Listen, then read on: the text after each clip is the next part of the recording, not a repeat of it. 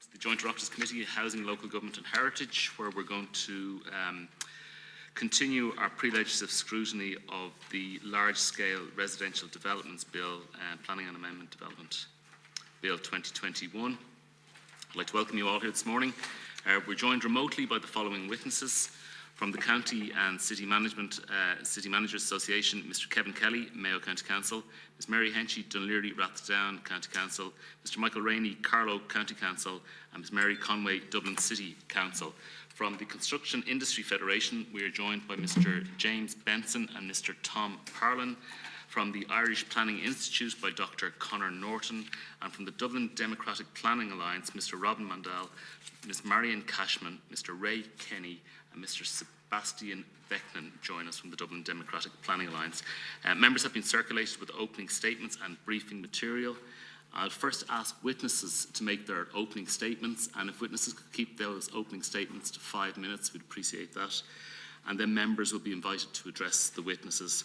We'll limit the questioning to 6 minutes. That's 6 minutes for the question and the answer. So if members could keep their questions to a reasonable level, we'll get a second round, an opportunity to ask questions then. And read a note on privilege. For members attending remotely within Leinster House Complex, you are protected by absolute privilege in respect of the presentation you make to the committee. This means you have an absolute defence against any defamation action for anything you say at the meeting. However, you are expected not to abuse this privilege, and it's my duty as chair to ensure that this privilege is not abused. Therefore, if your statements are potentially defamatory in relation to an identifiable person or entity, you will be directed to discontinue your remarks, and it's imperative that you comply with any such direction. I would like to remind members of the constitutional requirements that members must be physically present within the confines of Leinster House in order to participate in public meetings. For witnesses attending remotely, there are some limitations to parliamentary privilege, and as such you may not benefit from the same level of immunity from legal proceedings as a person does who is physically present. Members are reminded of the long-standing parliamentary practice to the effect that they should not comment on, criticise or make charges against a person outside the Houses or an official either by name or in such way as to make him or her identifiable, and the opening statements submitted to the committee will be published on the committee website after this meeting. I'd also like just to advise members and witnesses that we won't be commenting on particular planning applications that may be live at the moment or going through judicial processes. Mr. Kelly, I now invite you to make an opening statement on behalf of the CCMA. Thank you, Chair and members of the committee. My name is Kevin Kelly, Chief Executive of Mayo County Council and member of the City and County Management Association Committee on Housing, Building and Land Use. I'm accompanied, as you've outlined, Chair, by Mary Henchy, Director of Services with Dunleary Rathdown, Mary Conway, Deputy City Planner and Head of Development Management with Dublin City, and Michael Rainey, Director of Services with Carlow County Council. First, on behalf of the CCMA, I would like to thank the committee for its invitation here today, and look forward to assisting the committee in its discussion on the general scheme of the Planning and Development Amendment Large-Scale Residential Development Bill. The introduction of strategic housing developments in 2017 was intended to provide a fast-track mechanism for planning permissions for housing schemes with 100 plus units, and was based itself on the Strategic Development Infrastructure legislation. Under the SHD process, the local authority had a significant input into the overall process through pre-planning with the applicant and An Bord Pleanála. The local authority provided and provides An Bord Pleanála with an assessment and recommendation on the SHD proposal, including third-party concerns and a summary of matters raised by the elected members at area meetings. The sector welcomes the Planning and Development Amendment Bill's intention to return the decision-making on large-scale housing developments to the local authority level and to reinstate the opportunity for appeal of decisions made. As you're aware, planning authorities were always required to operate within statutory deadlines, and the Heads of Bill now extends this to the pre-planning process. So I'd like to set out some comments on the various heads and the explanatory notes provided. Head 4 of the bill amends the legal definitions of Section 2 of the Principal Act. The CCMA welcomes the increase in the gross floor space for other uses, but would have some concerns if those other uses were limited to commercial uses as referenced in the explanatory note. The CCMA would have a preference that this increase in gross floor space for other uses should include both commercial and other non-residential uses.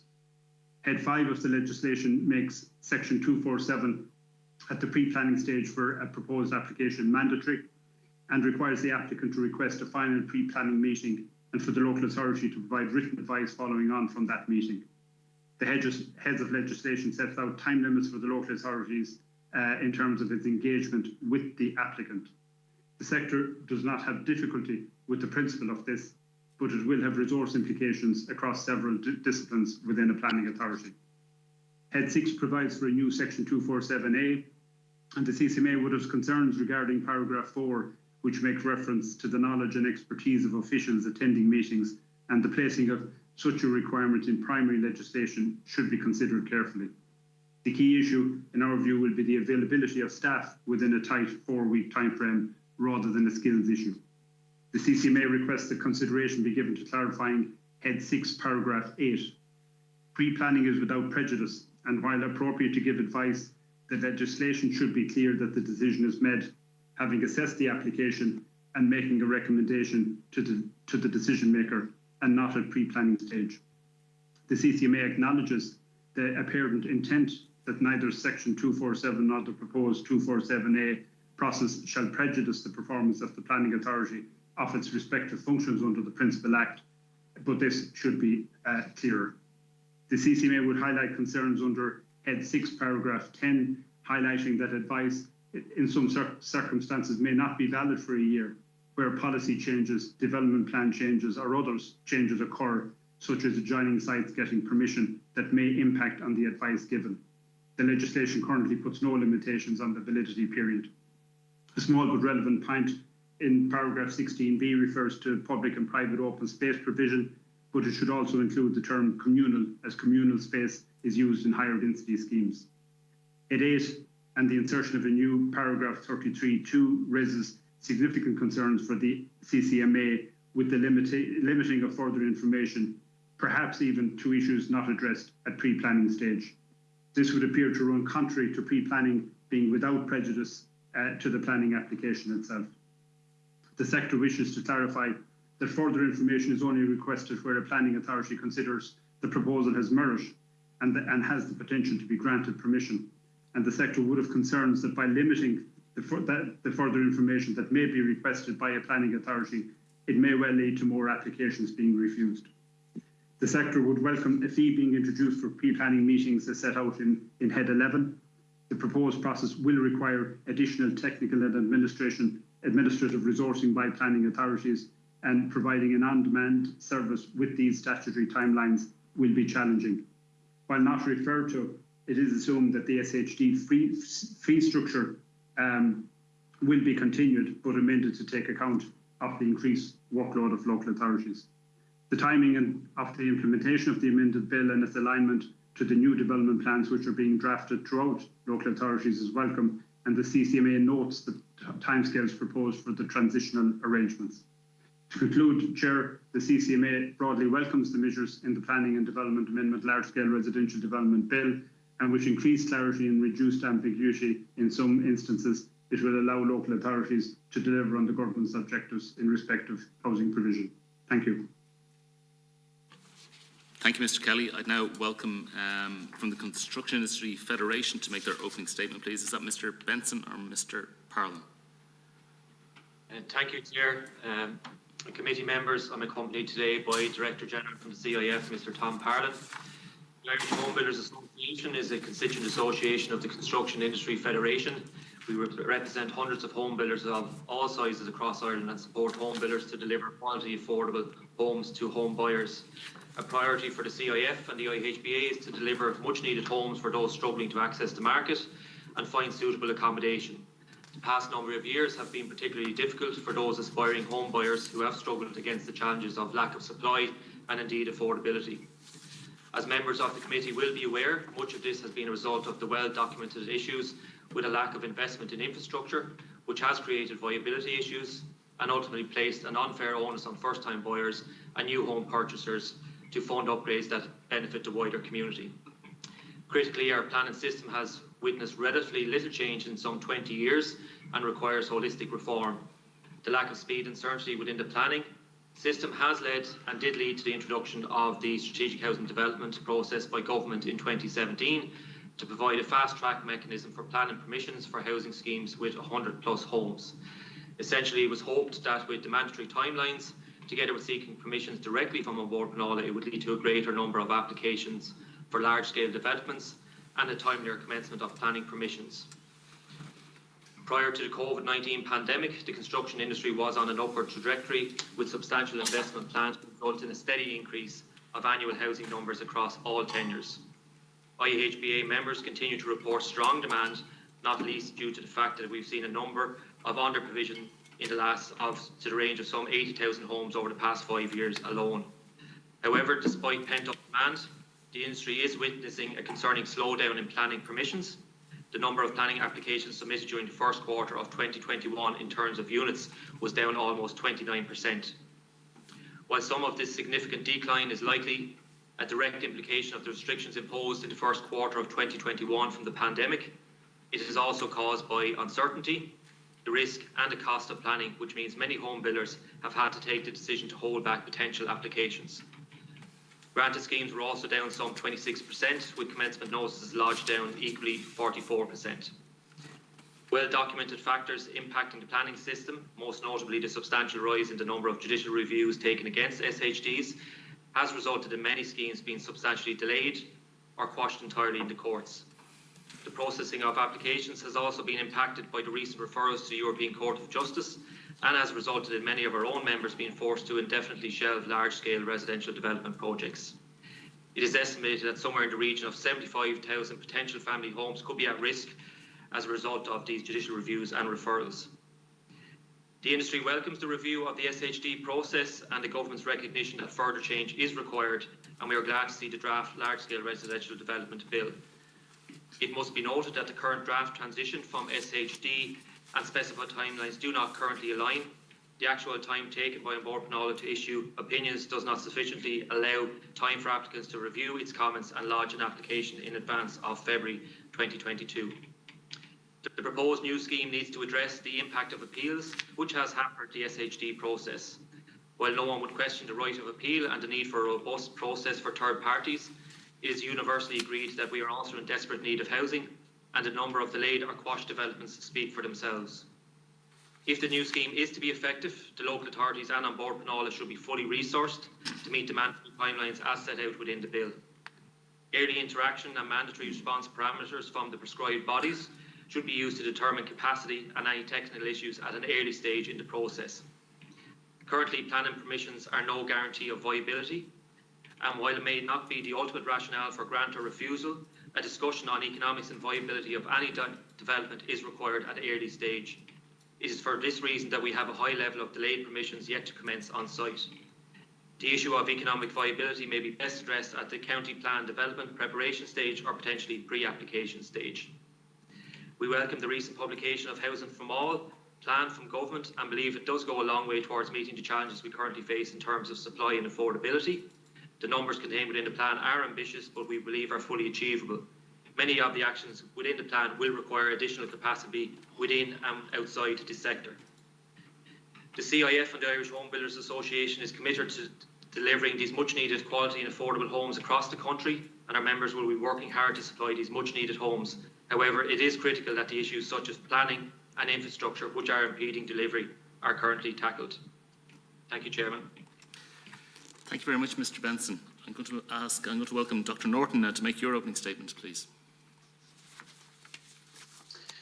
Chairman, Deputies and Senators, thank you for inviting the Irish Planning Institute to be with you today. I'm Dr. Conor Norton, President of the Institute, and I'll do everything I can today to assist you with the views of planning professionals regarding the proposed legislation for large-scale residential development. By way of a brief background, the Irish Planning Institute is an all-island professional body representing planners engaged in physical and environmental planning in Ireland, and our mission is to advance planning in the interest of the common good by serving, improving and promoting planning and the planning profession. And we have members working across the system in the private sector, the public sector for developers, planning authorities, in agencies such as the Office of the Planning Regulator, An Bord Pleanála, and so on. So we're a broad church of professionals, and our membership has collectively a lot of experience, not just with dealing with planning applications more generally, but dealing with larger scale applications, of course, and of course the process of strategic housing development over the last number of years. The principle of subsidiarity is central to governance and planning, and we've always defended this principle where, insofar as practicable, local planning decisions are made in an open and consultative way by competent authorities at local level. In this regard, we welcome the new measures for planning reform outlined in the legislation as an important and a necessary step in rebalancing the planning system in Ireland and restoring this important subsidiarity in decision making. And this is a critical issue, I think. As President of the Irish Planning Institute, I'm pleased to have had an input into the initial working group for this legislation with the department, and to consider issues that are pertinent for the replacement of the SHD process. The Institute notes that many of its key recommendations to the group about incorporating successful elements in the procedural aspects of SHD, which provide greater certainty in terms of timelines and improved pre-application consultation processes, are incorporated in the general scheme, and we welcome this. It's important to note that the legislation being discussed today needs to be considered within a broader context of a general recalibration of the planning system. As with all legislation in planning, it's important that these changes to development management processes ultimately deliver greater efficiency and consistency in development management processes across different local authorities. Along with new proposed legislation, we contend that revised planning guidelines for development management are now urgently needed. We also need to continue our transition to a democratic and collaborative plan-led system. Better and more detailed plans at the local level in particular will provide greater certainty for development management and reduce the often adversarial nature of the development management process. This will require much greater planning effort going forward. The improved and extended processes required for large-scale residential development planning applications, combined with more resourcing for plan making, will have significant resource implications. While as an institute we welcome all new measures to increase efficiency and improve quality of planning applications and planning decision making, our institute is acutely aware of chronic under-resourcing of planning departments at the local level in Ireland. 28 out of 29 planning authorities who responded to our recent survey on planning resources cite under-resourcing of planning departments as the single biggest challenge facing planning in Ireland. The view is equally shared by the vast majority of our planning consultants working in the private sector. We strongly urge the Department of Housing, Local Government and Heritage and the Local Government Management Association and other relevant bodies to prioritise the resourcing of local authority planning departments as a matter of urgency to ensure the smooth implementation of this new legislation. In summary, we broadly welcome the legislation as a larger process, part of a larger process of recalibration of our planning system. We highlight the urgent need for adequate resourcing of our planning system, and particularly our local authorities. As an institute, we restate our desire to work proactively towards solutions for pressing problems in planning and housing, along with our colleagues in other built environment professions. We will continue to collaborate at every possible level with all stakeholders and support every effort at national, regional and local level for a properly functioning and efficient planning system that works for all of our citizens. Cathaoirleach, thank you again for the opportunity to come before the committee today. I will endeavour to respond to any and all of your questions. However, if there's any additional information that we need to provide at a later point in time, we'd be pleased to provide that. Thank you. Thank you, Dr. Norton. And finally, I'll invite Mr. Mandel to make your opening statement on behalf of the Dublin Democratic Planning Alliance. Thank you. Chairman, Deputies, Senators, thank you very much for having us here, and I hope that we will be of some help to you. I want to just give you a little background as to who we are. We're an alliance of civic groups such as District 7 and Rathmines Initiative, We are also involved with 60 Residents Association containing more than 200,000 citizens. We have housing planning specialists, architects, statisticians, academics, social professionals, and individual citizens. That's our alliance. We seek to be their voice and the voice of those who need housing, whose voice is not heard in any of the debates.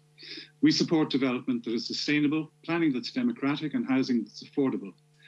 Reportedly at the behest of the property industry, 2 fundamental legislative changes were made to the planning process since 2015, which have undermined the development plan process and the citizens' trust in the planning system.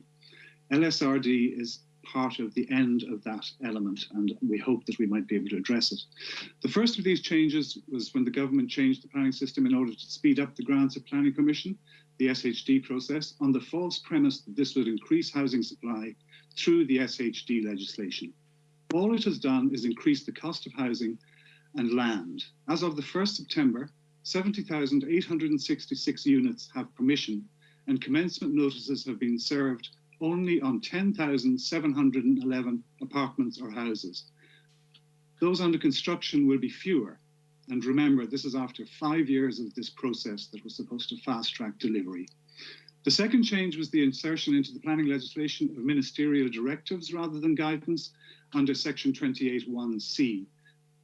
These have opened the floodgates for material contraventions through development plans, making those plans redundant. These special planning policy requirements, SPPRs, have facilitated applicants for permission to put a coach and four through any democratically constructed development plan, thereby alienating the citizen who is now left without a voice.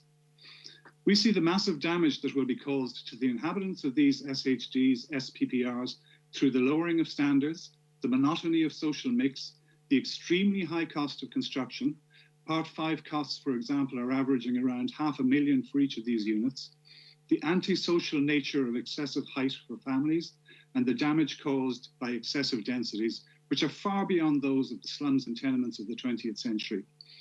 One scheme I know of has over 700 units per hectare, 10 times the average for Copenhagen, for example, and 4 times more than Paris, which is the densest city in the world, even beyond Dhaka in Bangladesh. Not only is the new construction, and Paris has no high-rise.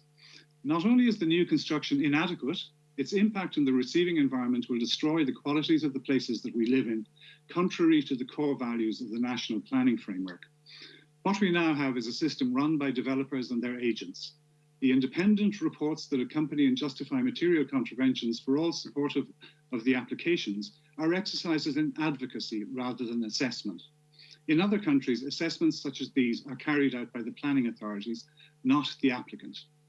We see the solutions to housing need and sustainability, physical and social, as being through holistic planning based on empiric data and public participation.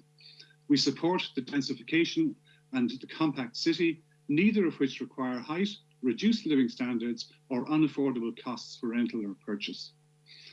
On the heads to hand and on the regulatory impact assessment, it saddens me to say that, in my opinion, the regulatory impact assessment fails to use any empiric data, analysis, or assessment to justify its preferred option of LSRD.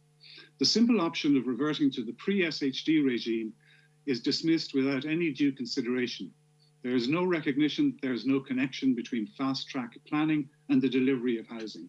There never has been any evidence to support that theory, and the attempts to prime the market have failed in terms of supply, as well as in terms of the damage inflicted in the receiving environments and trust in the planning system. The heads of the general scheme are analysed in the document we have. In principle, we welcome the reversion of decision-making to the local planning authorities, which will need more resources. We believe, we believe the problems of the planning system are now rooted in the centralisation of power through policy and ministerial directives which supersede development plans and alienate the citizen from the planning process. The proposed LSRD process will allow for the continuation of this alienation to the detriment of society, nor will the cost of this alienation result in any affordable housing for our population.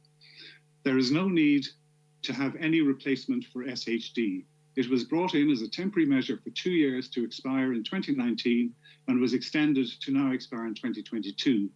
It should at worst wither and at best be guillotined as the failure that it is.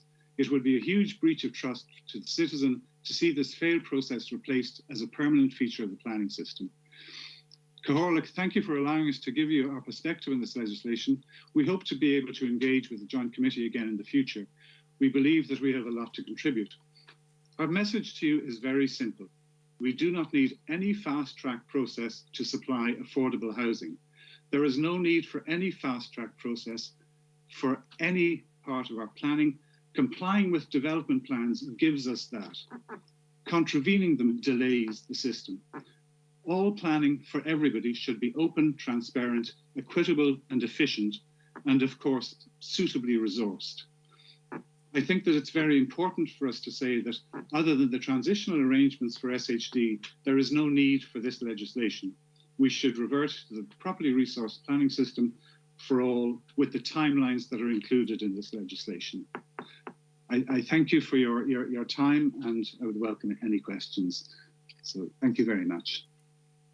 Now, thank you, Mr. Mandel. Now, I'm going to move on to the members' opportunity to comment and put questions to our witnesses. And we have a lot of witnesses here today with a lot of experience and a lot of competencies in various aspects of planning and architecture and development.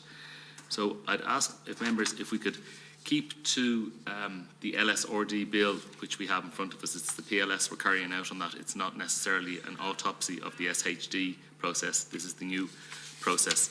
And I'm going to move first to Deputy O'Brien, please. If I could bring you in first, Deputy O'Brien. Thanks, Chair. That's not the usual running order, but I'm happy to go first. I'm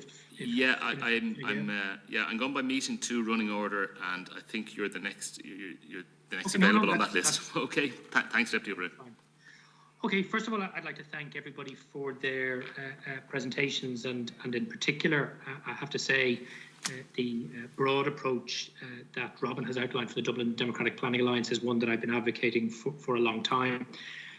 I do think, however, if we're able to incorporate the concerns and recommendations of the Planning Institute and the City and County Managers Association into this legislation, we'll end up with a better system that existed pre-SHDs, because many of us asked for some of the changes that the CCMA and the IPI are now asking for back then. So, in fact, we could end up with an even better piece of legislation if we take the advice of the planning professionals in the room. I also want to fully endorse Conor Norton and the IPI's call for greater use of placemaking. The best way to reduce the volume of judicial reviews and third-party opinions and appeals is involve people in the community at the earliest possible stage, and placemaking is the way to do that. And I think Tom and James would do well to start including that kind of call into their proposals as well, because we all want to make sure good quality planning applications are submitted and approved as early as possible, and that shift to placemaking is key. I also want to single out 3 of the City and County Managers Association's concerns, because I share them, and it might be helpful if the CCMA came back to us at committee stage with suggested wordings for those, because they have a lot more experience on the legislative end than some of us, but specifically on the issue of resourcing for the pre-planning application, the issue of Head 6, subsection 10, that 1-year period after the pre-planning and before the application seems to me exceptionally long, and I can't see any rationale for it, and the department didn't provide any when we asked them about it on Tuesday. And also, I share the concern of the CCMA with respect to H833 subsection 2 on the restrictions around requests for additional information post the substantive application. I'm particularly concerned that this could end with a whole series of other legal challenges, particularly for failure to meet some of our obligations under European environmental or water directives if additional information can't be requested on those areas. And then with respect to the Construction Industry Federation, and look, I share James and Tom's desire to see the maximum level of new home building as possible. I do think it's disappointing that your submission doesn't deal with the elephant in the room. Thankfully, Tom dealt with it, which is the very, very low level of commencements on the grants of permission under SHD. It's only 34% commencements at a scheme level, but actually only 14% commencements on an individual unit level. And while we may have different views on why those commitments haven't happened, the fact that your submission is absolutely silent on that, I think, undermines the willingness of some of us to engage with the other issues that you raise, because in fact, lack of commencement is a much bigger problem than judicial reviews or third-party opinions at this stage. My questions, and they're very few, because I think most of the issues have been dealt with in these submissions, but if the CCMA have an indication of what kind of additional resourcing your members need to be able to cope with this, I'd like to hear some thoughts on that. Conor, if you have any additional, I suppose, detail on the best way to advance placemaking, because I know the IPI has been looking at models beyond the local area plans, and if you can share some of that with us at this stage, I think that would be really helpful. And then, I suppose, James, I share your desire to see the level of judicial reviews reduced, but would you not agree the best way to do that is have greater public participation in placemaking and planning at the earliest stage? And therefore, for example, would it not be good to see in this new legislation some level of public participation at the pre-planning stage, rather than trying to restrict people's access to appeals or judicial reviews, particularly when they're concerned that plans are not in the interests of our cities or its citizens? Thanks, Chair. Thanks, Deputy O'Brien. So, the CCMA first, on the first question, resource requirements. Thank you, Chair. Look, I think it's very difficult to say. There's a number of issues. Obviously, resourcing is an issue for local authorities generally. I think what we can see in terms of the NOAC indicators on resourcing, and if we take the cost per capita of planning services, it's largely a staff cost. You know, there will be some other legal and other costs associated with largely a staff cost. So the average, you know, across varies between 30 euros and 45 euros per capita. So it varies across local authorities. And in the context, Chair, of the discussion of this particular bill, the impact will be on some local authorities more than others. In Mayo, for example, we're actually considering our first strategic housing development at the moment, whereas the Dublin authorities may have 30, 40, 50 in a year. So we wouldn't have a definitive figure on the resource requirement, but I think there's a general consensus that's been heard from the various testimonies that there is a resource deficit in respect of the planning function in local authorities generally, which we would be happy to work with the department to try and resolve, because we all want a better planning system. Thanks, Mr. Kelly. And Dr. Norton, I only have about another 40 seconds left there if you wish to just comment on placemaking, and we will get to the question to the CIF, I've no doubt, afterwards. Sorry, I think you're on mute there, Dr. Norton, still. Well, yeah, I'll just be quick. Yeah, it's I suppose it's the idea of giving more certainty to the development management process, and that means, I think, in certain areas and certain instances, our plans need to be better quality, more consultative and more detailed, so the sort of outcomes that we can expect from planning applications are better known and more consultative. And some provisions have been included, obviously, and that discussion is starting through the Housing for All policy. The urban development zone may be one option there. So I think that's absolutely the case. We need to reduce probably the wide level of judgment that's left to the development management process and try and deal with a lot of the issues that come up in development management through a plan-based rather than development management approach. Thank you, Dr. Norton. I'm going to move on now to the Fine Gael slot, and is it Deputy Higgins, I think, is it? Yeah, please, Chair. Go ahead, Deputy Higgins. Right, thanks. And listen, thanks so much to all of the representatives from all four groups here before us this morning. I think it's great that we have representation from such a wide area, like we've had the construction sector, the planning sector, residents groups, and the chief executives of county councils here. And each of you has brought a different lens to this legislation, but there's actually a huge amount of common ground too. And it's common ground that you share with most of us politicians as well. And the main themes I'm really hearing are frustration with the SDH process, and also concerns about local authorities resourcing and planning departments and whether or not they're fit for purpose in the context of this new legislation. As a committee, we met on Tuesday on this topic, and they were the big themes that came from that meeting as well, both from guest speakers and also from members of the committee. I'm a former councillor in South Dublin County Council, and I saw firsthand the resourcing issues that are there when it comes to planning enforcement, planning applications. It's such a huge area. And putting additional responsibilities and tighter deadlines on staff without increasing resources won't, in my opinion, work for anybody. I'd like to ask, I suppose, the CCMA a bit of a hypothetical question, and that is, if you were to get budget for additional resources, which we all hope you do, be it for certain local authorities or right across the board, how quickly do you think you could ramp up planning teams?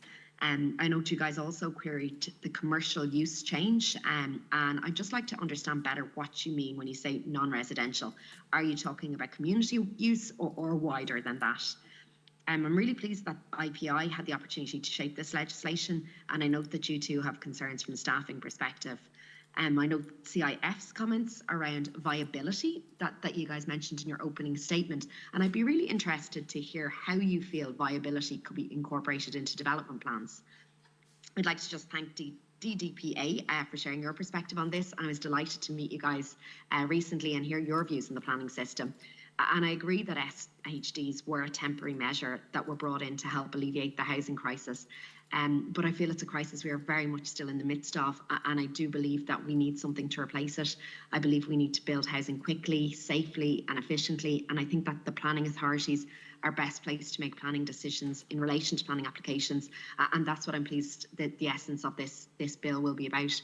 So I suppose in summary, my questions for CCMA are in particular around the resourcing element and that non-commercial or non-residential query, and to CIF around viability and how that could potentially be incorporated into development plans. Thanks, Deputy Higgins. Mr. Kelly. Chair, I might ask Mary Conway to come in on the 30% additional, just to speak briefly on that. Generally, in terms of resourcing, I think we can move quite quickly. Local authorities across the country will have panels in place, and I think we're fairly flexible in terms of our approach. Then, we're used to moving resources between forward planning, enforcement, and development management, and then we can utilise the whole plethora of grades that there are within the planning function. So, with additional funding in place, I think we could move quickly to deal with that particular issue. Mary. Okay, just in relation to the increase in the non-residential uses by 30%, just to say that the CCCMA obviously welcomes that, because I think it'll really help to deliver on the concept of the 15-minute city. So I think what we mean by other uses, we would mean a range of not just commercial use, but say community uses, institutional uses, which would really help to deliver much more sustainable communities where people will actually want to live and to work. Super, thanks so much. That sounds great. Thanks, Ms. Conway. And if we go to CIF, the question on expansion on that point on viability, I think Deputy Higgins was that the question. Mr. Benson. Yeah. Thank you, Chairman. And perhaps I might be able to answer Deputy Higgins and Deputy O'Brien's comments in the one shape. And I suppose some of our comments are contained within our submission on pages 4, 5 and 7 in relation to the commencements. And we share equal frustration with the level of commencements. And that does bring us to the point on economic viability assessments that we do. And I think all would recognise that planning is no guarantee of viability in our current market.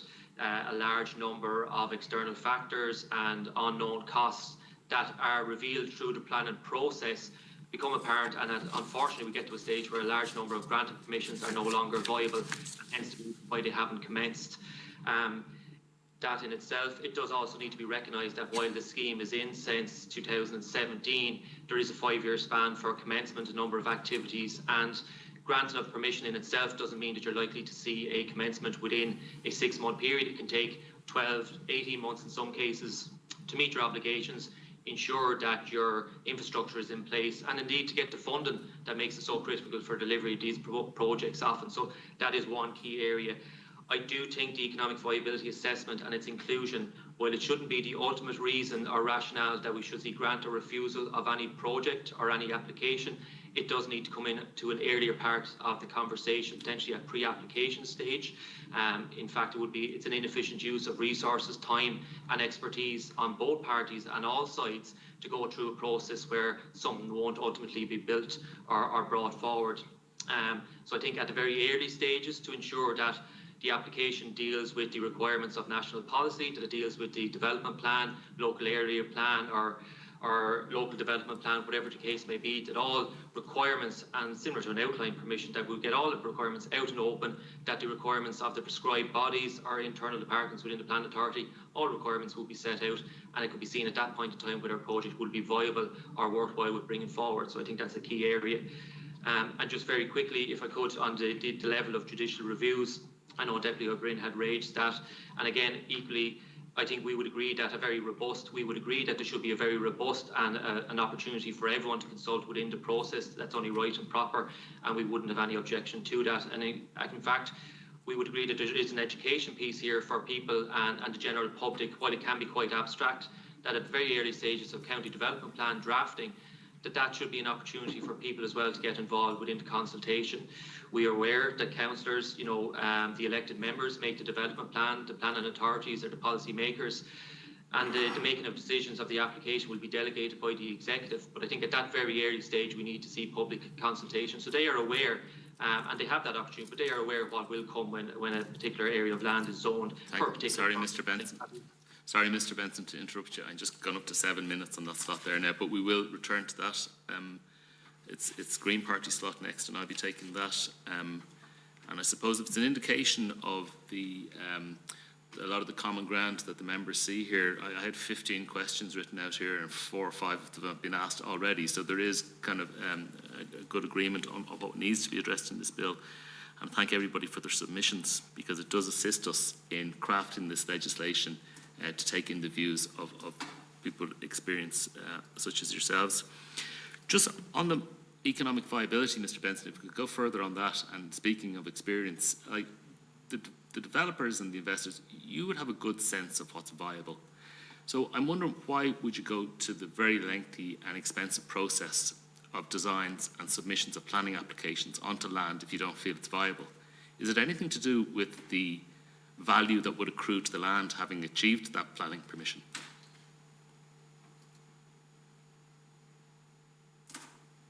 Thank you, Chairman. I suppose just in relation to that, I think what's key, and affordability had been mentioned earlier on, but I think what's key is ZIP, zoning, infrastructure and planning, and I think that's how we're going to unlock greater delivery, by tackling all those key elements.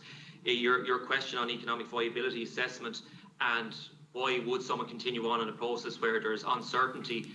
I suppose I might give 2 examples on this. For home builders and those within the industry, certainty lies when we get to site and we know from our own members that they can deliver a home pretty much in a 16-week period from the time we pull foundations to the time a key can be turned in the door and a unit can be conveyanced.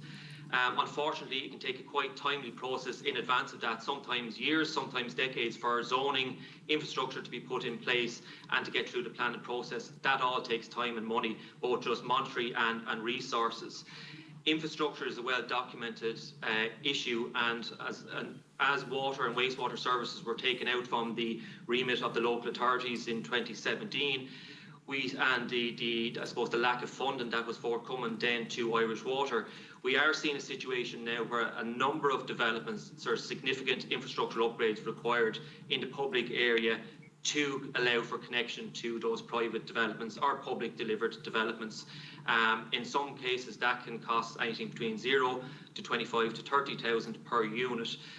In a lot of cases that information won't be known until after you go through the planning process, after your confirmation of feasibility is received, and then there's actually a detailed survey, procurement, tendering and build process that will follow. Okay, and then only at that point you will know what Yeah, okay, thanks Mr. Benson, that answers that question for me, thanks. Just if I could go to the CCMA, and you've covered the question on 30% commercial, and I think it's a reasonable amendment to the bill to allow that flexibility where we want that kind of concentration of high density development, but also with those services that make them homes and not just houses, and I think that's a valid point that have been made there. If you could go head 6, number 10, that advice that may not be valid for a year. If you could just briefly explain to me why it may not be valid in a year. Is that because of other developments that may happen or other changes that may happen in the area? Sorry, that question is to Mr. Kelly. I think there was a CCMA. Yes, Chair.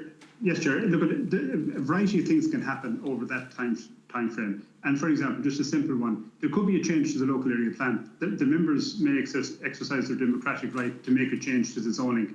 So it's just to allow some degree of flexibility there, that rather than a kind of a de facto, it's going to be valid for that period of time, that there is some leeway that something might change with the best will of all concerned. Thanks, Mr. Kelly.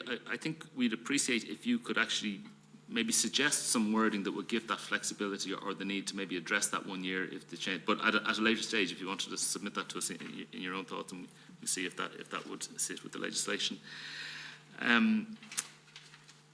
The question to the Irish Planning Institute, Dr. Norton, and also to Mr. Mandel as well. We speak about development plans. And first of all, there needs to be surety in the system. So if a developer is going in, they need to be relatively sure of what the constraints and what the zoning objectives are, and what the local authority has deemed to be suitable planning for the area, and what the councillors have passed. So we all agree with that process. And there's been a bit of an attempt to try and exceed those in many cases. And I think that's what led to quite a lot of difficulty with these overdense SHDs of higher densities and other issues. But do you think we need to go towards much more detailed kind of area action plan type things, or local area plans, master planning, so there's a bit more detail rather than just a colour on a map given a residential density and a couple of sort of zoning interpretations or zoning objectives that may be open to interpretation. So Mr. Norton and then Mr. Mandel, if you could comment on that. And it feeds into that kind of placemaking as well. Yeah, I think that's very important, and it was something actually in our submissions on the replacement of SHD. We also made it clear that improving development management was also about providing certainty at the earlier stage of the planning process, which is the plan making stage. And it's quite simple. If you have a vague plan, there is much greater scope for a broad range of interpretations and different approaches to how land might be developed. Now, that might be appropriate in certain circumstances, but in key areas, in strategic locations, maybe complex locations, we need to move to a much more detailed level of plan, better quality plans with a lot more placemaking, urban design, transport infrastructure, community infrastructure. All of these things need to be considered as a whole, and through a local plan making process that's consultative and collaborative, and that means the local community, the elected representatives, the landowners, the planners, etc. So I think there's a great need to do this. I as I've mentioned earlier, I have noted that, you know, those provisions are in housing for all. There's a discussion around urban development zones, something of that nature. And I think amongst the planning profession, there is, certainly big support for that. We'd like to see that happen. Thanks. Mr. Mandel, sorry, we're just under a minute there. If you could be brief on the response on that, please. Of course, I'll be as brief as I possibly can. I think the development plan, where we're coming from, is that the development plan process is absolutely and utterly crucial to all of this, and this is what's caused all the problems, is that it's effectively been torn in half through a lot of this well-intentioned legislation, particularly the section 28(1)(c), which just opens up, it basically makes nothing determinate. So yes, I do agree that there has to be a little bit more detail in development planning, in development plans. The resources are going to be really hard to apply, and we've got to be honest about that. But really, the simple tools that, such as plot ratio, site coverage, densities, heights, all of that, it doesn't take too much. It just needs to have, for everybody involved, from the developer to the citizen, it just needs some level of certainty, so you know what you're dealing with, and people can buy into what you're doing. So that's as quick an answer as I can get to you. Yes, we need to resource it, and we shouldn't forget the old things that have dealt with a lot of the development, which has been very good over the years in our towns, cities, and villages. So that's my answer to you. Thank you. Thank you, Mr. Mandel. And I'm going to move now to the independent slot. Is it Deputy O'Donoghue, I think, is it? Yeah, it's me, Chair. Go ahead, Deputy. Thanks, Chair, and thanks to the witnesses that have come in. I represent County Limerick, and I'm elected to County Limerick. I've been involved in construction all my life. I've been a councillor for 6 years before I became a deputy of this house. What I do see from the planning process is there is very little equality when it comes to planning permission and developments within our towns, villages, in our areas. And to everyone in this country and needs in an all-Ireland approach should have a right to live in an area where they were reared or where they want to live. But what is stopping this, and what is stopping a lot of the applications and planning applications in this country, is infrastructure. You cannot have planning without infrastructure. And I've been highlighting this for a number of years of the lack of infrastructure, and I'll just use County Limerick as an example, which I know best. And we can look at examples of places at the moment where we have 100 houses that have planning permission. And because of lack of infrastructure, they now can't go ahead because of things are not in place.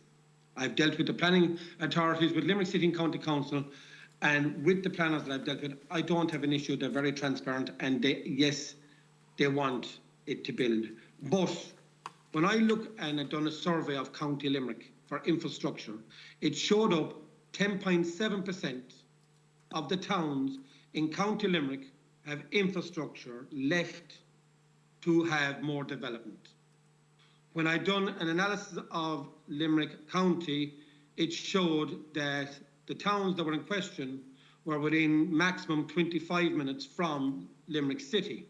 So when you left the 25-minute area from Limerick City, infrastructure has not been invested in, so planning is at a stop. And I'll just give an example of where I'm talking about. Adair is within 15 minutes of Limerick City and has capacity.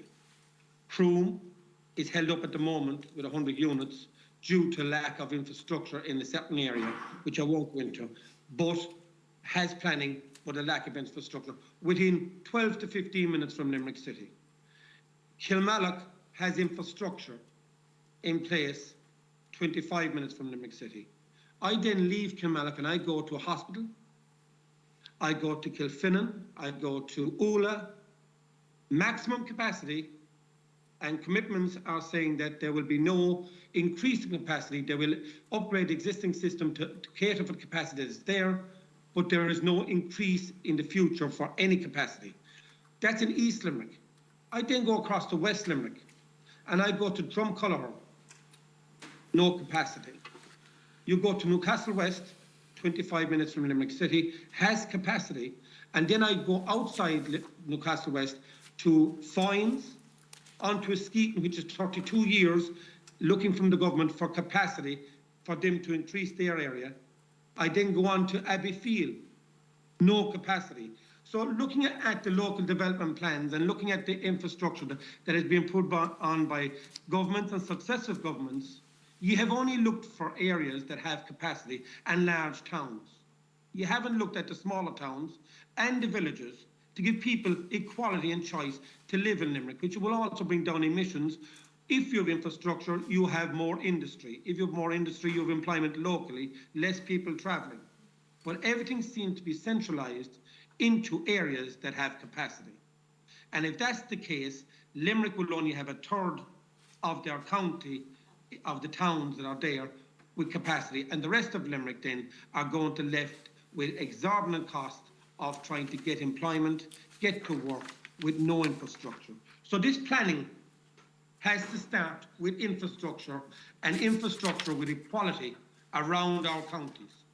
And this planning needs to look at it as a holistic view, not just cities and large towns that have capacity, but outside of that, so we can give people in other areas, in counties, their choice to live in a town and a village and seek employment within those areas and increase industry. So I'd like to ask all of the people, because I've listened to some of the deputies that are here today, and they're all coming from a city approach.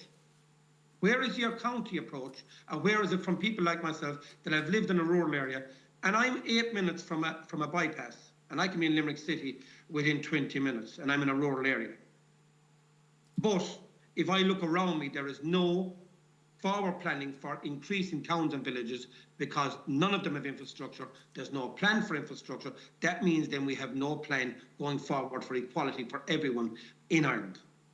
So I'd like to, if somebody can address that question. There's about a minute left on that slot, Deputy Donoghue. If you'd wish to choose one, either construction planning, I'll city go to Conor council. and see what he can do, because he was talking about an all-Ireland approach, and I didn't hear the county being mentioned in towns and villages with infrastructure. Thank you. Okay, I'll try to. That's a fairly big one, if you don't mind me saying so. But yes, I mean you're right. I mean, insofar as possible, I think we should be able to accommodate communities and allow communities to grow and flourish. But I suppose there's no absolute right to that. I would say that our biggest responsibility, of course, is to sustainable development. So we have a responsibility there now to make sure that we're living sustainably and we're contributing to that big effort. One of the, I suppose, the key issues at the moment is the National Planning Framework, which does set out balanced regional development and does identify the important role, of course, of cities in developing and driving the development of the regions, and as a certain counterbalance to the city, and the importance of that in terms of viability of the regions, etc. And that's elaborated in the regional spatial strategies as well, where the regions, the assemblies, identify again a series of towns, larger towns and county towns, which have a key role there. And of course, as you know yourself, then it is up to the democratic county or city development plan really to look at then how that settlement strategy or how those core strategies are applied across the counties. And thanks, Mr. Norton. I'm sorry, I have to. We're over 7 minutes there now. Okay, thanks. I'm going to move on now to the social. Social Democrats Deputy O'Callaghan, I believe, is it? Yeah, thank you very much, Chair, and thank you to everyone who's come into the committee. Chair, I thought the question that you asked at the meeting on Tuesday was excellent when you asked, why do we need fast-track planning and what's the evidence base for that? And the Dublin Democratic Planning Alliance has raised that issue as well, that evidence for that hasn't been produced as part of the regulatory assessment. And indeed, the reply that you got at our meeting on Tuesday from the department was certainly indicating that partially one of the reasons is to answer claims that planning is leading to delays or is part of the problem. But it wasn't necessarily that the evidence is in place for that. I reread this morning the research done by Waldron and Lennon on the regulatory capture that led to the disastrous strategic housing development process coming into place. And one of the interesting things from the start of that research that I noticed was it did talk about the development industry identifying the very real problem of getting forward finance, early stage finance, and the risks around buying land, planning, and all of that. So the question I wanted to ask for CIF, and I think clearly the solution to that, which was fast track planning that was put forward by some of the industry representatives, absolutely did not work. It was disastrous. So I want to ask the CIF, in terms of identifying planning and fast-track planning as the answer here, have you looked at other alternatives? Have you looked at things like much more active land management by the state to de-risk that? Have you looked at, through that process, infrastructure being put in quicker? And have you looked at other ways that the building process, the early stages of it can be de-risked for industry apart from planning, which would, of course, bring down financing costs, make financing more available, and would make homes more affordable? So that's my first question.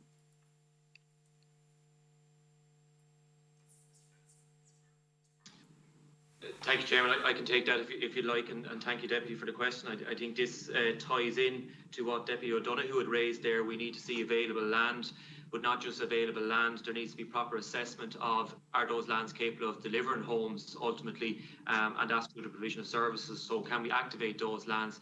Is the critical infrastructure in place to activate those lands? And we would equally agree that that has been an impediment, unfortunately, for a number of years. Unfortunately, as previously mentioned, the separation of water services from the local authorities has meant that the policy, due to lack of funding to Irish Water, the policy now places an unfair onus on the purchaser of a new home purchaser or first-time buyer to pay for that infrastructural upgrade. Now, while that may benefit the wider community, and that is to be welcomed, it does put that unfair onus on the first into that development in a new area or in an existing area with a new development to pay for those upgrades. So we would feel that that should be looked at, and we need to see critical investment in that infrastructure. Thanks for that. Just a couple more questions, if you don't mind. So this is just for Dr. Norton and Robin Mandel. And it's just, Dr. Norton, you were saying that the plan-based rather than development management process is the way to go. And I think we would all agree on that. There's a couple of key problems with this, though, I see. Firstly is the ministerial directives, section 28, 1C, that the Dublin Democratic Planning Alliance have referred to. So as long as that's in place, are we not left to this situation that rather than getting plan-based and getting that certainty instead what we're going to get is the local area plans, development plans undermined through the planning process, and that just encourages increased challenges, conflicts, speculation, looking to get more and more units in. Is that not a fundamental part of the problem? And sorry, I'll leave it there for both of you to answer. Just you're on mute, Mr. Norton. Sorry. Yeah, I mean, obviously, the as I've mentioned before, the balance in the planning system is a fairly delicate one, and we see it swinging a bit like a pendulum. The change to the provisions in planning guidelines has certainly swung the pendulum towards the centre, if you like, and we've been very keen to make sure that that rebalance where between the local, the regional, and the national is in play. So I certainly think there is scope to look at the provisions in section 28. I think there's a need to review the provisions, particularly around SPPRs, and the use of those going forward, and whether they're necessary in the context of planning guidelines in section 28. And yeah, Mr. Mandel, please. Thank you. Thank you very much. I mean, I think this comes to the core of what's wrong with planning. Those until section 28(1)(c) is revoked, development plans really mean nothing. If you even look at the current SHD process, which will become the LSRD, 126 of the current ones are material contraventions. A lot of you have been councillors, you know how hard it is to get a material contravention through. This can be done by the stroke of a pen, and that's what's causing the alienation. Until that goes, we will still have an awful lot of objections. And just again, to put the judicial review thing in context, the numbers of apartments and homes under the SHD process that are under judicial review as of yesterday were 7,535, marginally less than are actually on site. It is a very small proportion, and it's blown out of proportion. So we do absolutely need plan-led development to build communities. We can't do it until section 28(1)(c) goes, and we get back to getting proper, decent guidance, not directives.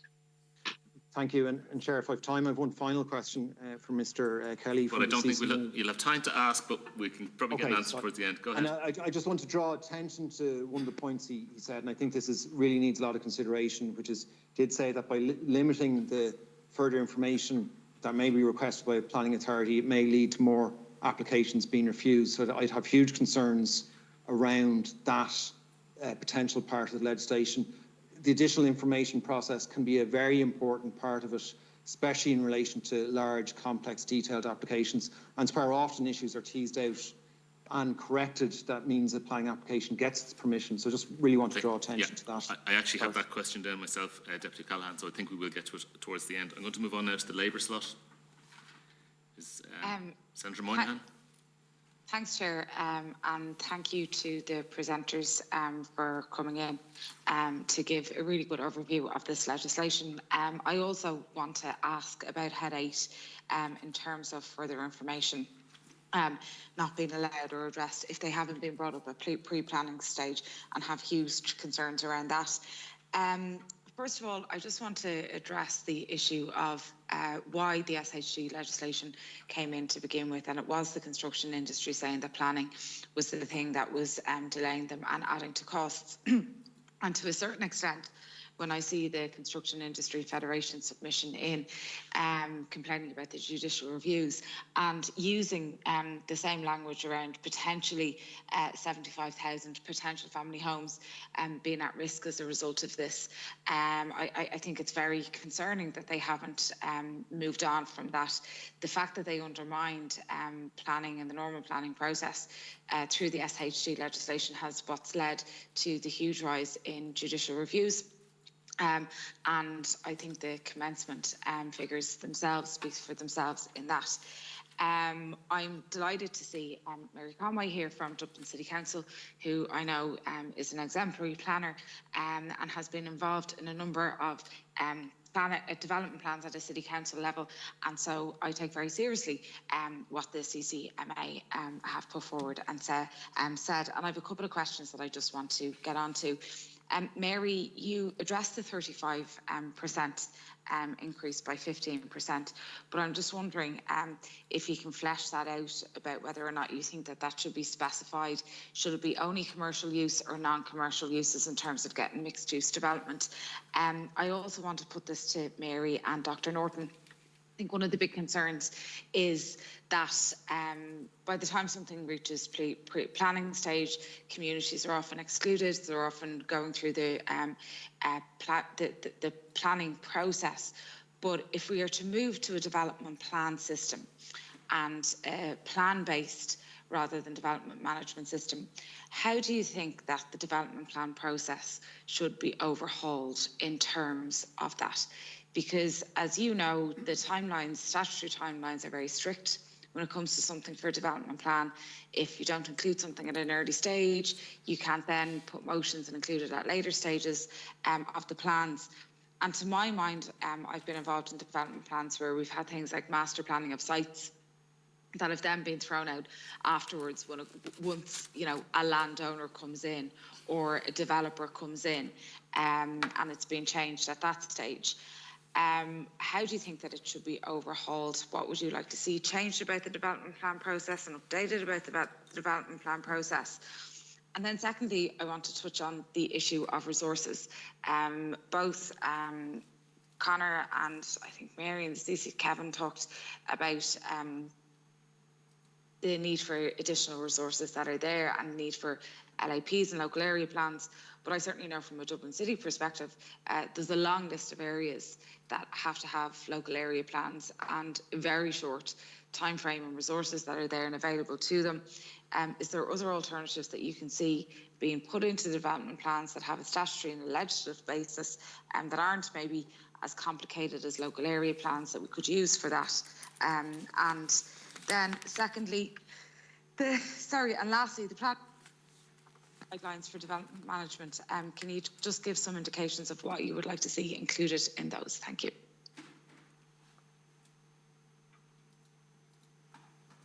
Okay, sorry, this is Mary Conway here. I might just start answering your questions, Senator Moynihan. Just in relation, you raised your first question there was in relation to the 30%, the new threshold for non-residential uses, or what is defined in the heads of bill as commercial. I think that we haven't suggested a particular cap where there should be 15% say commercial, 15% community. It's something that's worth considering and something we can give greater consideration to. But I do believe if we're really going to if we're serious about our commitment to delivering the 15-minute city, we really do have to give active consideration to what that mix should be, because it's important that we do get both a mix of commercial, an element of community uses involved, and obviously some maybe necessary institutional use if we want to make really sustainable communities. But I think that will depend and vary from site to site. So we would have, say, some sites within the city, and just use that because that's obviously where I'm most familiar with. We would have sites, say, for example, at major transportation hubs, say, such as, say, Connolly or Houston Station, where we will be looking, I suppose, at primarily maybe commercial and residential, because of the need to capitalise on the investment already placed into major infrastructural projects, say, such as, say, the Lewis Line, train services, bus services, etc. So I don't think there's one figure that we can actually come down with, but definitely it's something that we can look at and consider in more detail and come back perhaps with a response in relation to that. In relation then to your second question, which is in relation to plan making, it's a very difficult thing, and we do find from our own experiences that once we have started the official stage of, say, plan making, say a local area plan or development plan, that the system is inclined to get bogged down in meeting deadlines, rather than doing the real job of what we should be doing is carrying out extensive consultation and engagement, and I suppose a two-way process with the local communities, but not just communities, but with other stakeholders in a particular area, which could be quite a broad range of stakeholders. So we do need to find and explore ways of having a more proactive engagement with those stakeholders and with the communities to ensure there's genuine and proper and full buy-in from those people into a plan. Again, it's a very complex question, and I have no easy answers to it, particularly just now at the moment, but it's something that I suppose we would need to look at. But again, I think there needs to be a loosening up, probably of the timeframes, and there needs to be maybe more time spent pre the initiation of the formal structure into the consultation process and into working with local communities and local stakeholders. In relation then to resources, I might leave that to Kevin. Ms. Conway, I wonder, could we actually, I think the resources question has come up a number of times, and I think it's a question we might get to in the final round, the resources and about the request for further information. I think they're common questions there. So if we could move on now to, and thank you, Ms. Conway, if we could move on now to, I think, is it Senator Cummins is going to take the next slot? Thanks, Chair. For Tom and James, if just to follow on from your own question there, if you exclude the SHDs that have received planning permissions in 2020 and 2021, which would allow for that 12 to 18 month lead into commencement that James mentioned in his first contribution, we still only have 47% commencement on SHDs, which is disappointing considering the housing supply issues that we have. I'm just wondering, are you in discussions with the owners of the other 53% of permissions to ascertain what their issues are? And if not, can you carry out that exercise and perhaps liaise with the department to see if there are common trends and themes? And I know you mentioned the water and waste infrastructure issues, which are issues that come up with me constantly in my own area in Waterford also, particularly in County Waterford. But what other viability issues have you experienced and your members experienced? And then I suppose just outside of Dublin, Cork and the Dublin commuter belt, have you experienced your members going the local authority planning route as opposed to going the SHD process route and keeping the level of units below the 100 because they don't want the density requirements that are actually being imposed by An Bord Pleanála if they go directly through the SHD route, because obviously the density equals apartments, duplexes, terraces that there may not actually be a market for in regional Ireland. So I'm just wondering, do you see that as an issue? Has it come up, and what's your opinion on it? And finally, just to Mr. Kelly, again, to tease out that Head 8 part in relation to the further information, but from a slightly different point of view to Keane and Rebecca, is it not the case that if the pre-consultation is as comprehensive as it is intended to be, that it shouldn't be an issue in relation to the further information, that all of those matters should actually be addressed in that pre-consultation phase? So there shouldn't be new issues being raised at further information stage. Just want to balance that question there to you. Thank you. Mr. Benson. Thank you, Chairman. I'm happy to take that and welcome your questions, Senator Cummins. I suppose just we have outlined the site servicing of land and the activation of land has been a key impediment as it currently stands. And we have sought previously for an extension of such initiatives such as the Site Services Fund, which purely concentrated on roads and critical infrastructure such as water and wastewater. There is other elements in that and treatment of our lands from when we saw the move for National Development Plan for brownfield sites. That does create its own problems from contamination and soil stabilisation that is needed within those developments. So it's not just a critical infrastructure. And a point of note is that we would see for some of our assessments that we've done on lands that are currently and will be available in forthcoming plans, only in some cases only 25% of those future lands are actually currently serviced, and that will bring its challenge as the new plan unveils, and we look forward to what will be contained within the National Development Plan review for funding on that critical infrastructure. There is other areas. I might invite in my colleague, Mr. Parlin, to just talk about one of the other constraints around labour and efficiencies that we could probably see around that, and it is an important issue for the constraints on the industry on labour. But to your point, it is recognised that a number of our own members and those within the industry have sought to go for 90 units, 60 units, because I think everyone would agree that strategic development isn't just 100 units. Strategic developments in particular parts of our regions and our rural areas could be only 20 or 30 units. So they have had to go down that route, and in a lot of cases that's all that's viable or economic, and that's what the need and demand in certain cases is. But I think it's very important that we see what the local interests are, the local needs are, and the expertise, in my view, is with the planning authorities in those particular locations as to what should happen in those areas. But I'd invite in my colleague, Mr. Parlin, on the labour. Yeah, well, just briefly, there are labour constraints all over the place, not just in construction, right across the board.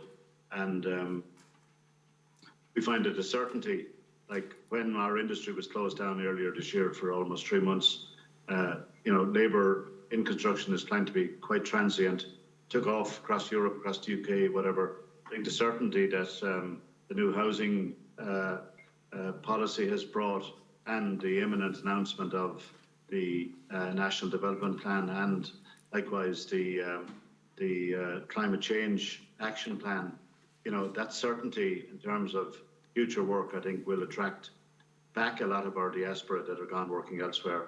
And I think, we'll begin to attract in some other players as well that were a very, very big part of the industry here. But there are constraints there. Certainly, we're competing with other sectors. The industry generally pays quite well. And I think we will also be looking at making the best use of innovation, of off-site construction and new technology to speed up the delivery of housing. Thanks, Mr. Parlin. Mr. Kelly, if you want to take the further information question of about a minute there, just under a minute. Thanks, Chair. I assume, in one way, I suppose, there's an assumption that the further information process and the pre-planning works on the basis that there's a meeting, there's advice given, that advice is taken, and all the documentation is submitted correctly as you would intend. That isn't the way it works in reality. There's a series of meetings, there's a lot of back and forth, and with the best will in the world, planning has got very, very complex over the last 10 or 15 years, much more complex than it used to be. And we need that element of to be able to ask those questions to the benefit of the developer as well, And sometimes the delay around further information is in the developer getting the information back to the planning authority, because the planning authority is working within very strict timelines in dealing with it in terms of either 4 weeks or 8 weeks, depending on whether it's an EIS, so it can take the developer a long time to actually come back with the information. Thank you, Mr. Kelly. I'm going to move on now. The second Sinn Féin slot is Deputy Gould. Yes, good morning, Chair. First of all, for Robin, Robin, in your statement, you state that you believe that the SHDs were a failure in delivering housing supply, and that your fear now is that the new legislation will also fail to deliver affordable housing. Could you expand on that a small for me, please? I could, of course, and thank you for asking the question. Of the SHD itself, of the 334 applications that are current up to a few days ago, there were 70 refusals, there are 30 pending, 5 are withdrawn, 22 have already been quashed, and there are 29 judicial reviews pending, and 126 material contraventions. Out of all of those, the number of excluding student accommodation got off the ground quite early. But excluding student accommodations, there's just over 10,700 units which have been, commencement notices have been served for. And we prior to opening up again, we looked at all of the construction sites in Dublin that had commencement notices. but the start of construction is not the same as commencement notices. Also, quite a few of the commencement notices are just for site works. So we reckon that if at this stage where there are over 70,000 granted, no judicial reviews, none of that, ready to go, and only 10,000 are actually under construction, at least have commencement notices, it patently is a failure. All of those ones that have been granted should be being built. If you look at the 10,000 that our commencement notices have been served for, divide that over the 4 years. Now, I know we take out 1 year because of COVID, 2,500 a year. We're supposed to be building, and we're building about 20,000, 22,000. It's a tiny proportion. And the cost of it in terms of what you're getting is astronomical. I mean, if the only... Sorry, Robin, and I appreciate your comments. And if you don't mind, I just want to ask the CIF, maybe Tom or James, could they reply to the figures that you've just given there and explain why those 70,000 houses haven't been built or aren't being delivered? Thank you, Deputy Good. I suppose in one point it probably comes to that point that you've just made there of the number of houses. A high percentage of those applications would have been for applications for schemes within Dublin, and a high percentage of those would have been apartments, and it's well documented the viability issues that come with apartment delivery. Hence we've seen so many mechanisms included in the Housing for All plan to try and bring forward that type of development. So that in itself brings forward the question, are we building the types of homes that people and families want? Apartments are a high element of that. Applications that have been made and the viability issues cause issues in the commencement of those numbers. So they are to be, I suppose, looked at within that. And there was an earlier point made, the national policy would push towards high density, compact growth in our urban centres. It's not necessarily high rise that is required to meet that requirement. We should be looking at the typology and the makeup, the size, the locations, the scale of our units to ensure that there is potentially own door access, or there is potential to deliver that high density with your more traditional types of homes that people might favour, particularly given what we've seen. Sorry, James. I appreciate the answer, and thanks very much. I'm just limited with time, and my final question would be to the CCMA in relation to the whole issue of resources and funding. Have local authorities been requesting additional funding and money for staff since 2017? Has this been denied to them? Or has it been the case where local authorities have cut their cloth and just tried to get on with it and let things back up? Because the dogs in the street knew that local authorities, the vast majority, don't have the funding, don't have the staffing to deal with the planning and to drive it on. So is this a failure of government? Like, I know it's a failure of government, but I think it should be stated here on the record that this has led to why we're in this housing crisis now.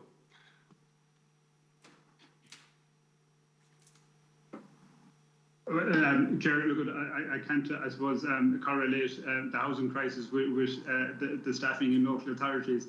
All I can say is, look, the issue around resourcing generally of local authorities is an ongoing discussion with the department, and we all know how local authorities have been financed back and forth. There is a significant change in planning as one area. There are other areas in local government, but in planning, it has got more complex. The developments have got bigger, and I suppose the resources that were lost to the planning authorities following the downturn, I suppose, essentially haven't been replaced because the funding hasn't been there to actually put those back in place. So look, it's something that I think is quite clear. Chair, have I any time left? Well, you've about 30 seconds there, Deputy Gould. Okay, well, maybe the IPI might say, or maybe the CCMA, whoever, in your opinion, what can be done to prevent the hoarding of land and specifically planning permissions, and what role would have local authorities and the planning services play in this? It's more than a 30-second question, Deputy Gould. I'm being ambitious. It's more than a 30-second answer anyway. Yeah, if somebody wants to take that just for 1 minute and the highlights, but I think it's a good question. We should come back to it. Dr. Norton, do you want to take that? Land hoarding. Well, I suppose it goes down to increased attention on active land management and really being aware of where land is, how accessible it is, and its activation. And I think we're looking at that being addressed in certain areas, but I think particularly in the future, local authorities will be playing should play a very, very big role in actively managing land, whether it's in public or private ownership within their jurisdictions. Thanks, Dr. Norton. And Housing for All really does cover that in some detail and recognises that issue. And I think government policy is very strong on that, on those activation measures and taxation and incentive measures that are needed to reactivate land for much needed housing. Thank you, Deputy Gould, for raising that. We're going to move on now to where I've lost my place, sorry, Senator Boyne, I think. Yeah, thank you, Chair. And firstly, I suppose I want to welcome all the guests here. I think we've had a really good meeting. I particularly can't let the opportunity go without wishing Kevin Kelly well in his new job, but more importantly, with that emblem Mayo at the back of him. Every success for the weekend, and I look forward to that. And I think everyone will be looking forward to that bit of light relief and support. And if I may, I'd also like to particularly welcome Mary Henchley, who's the Director of Planning from Dunleary, who is the former council that I was a representative of.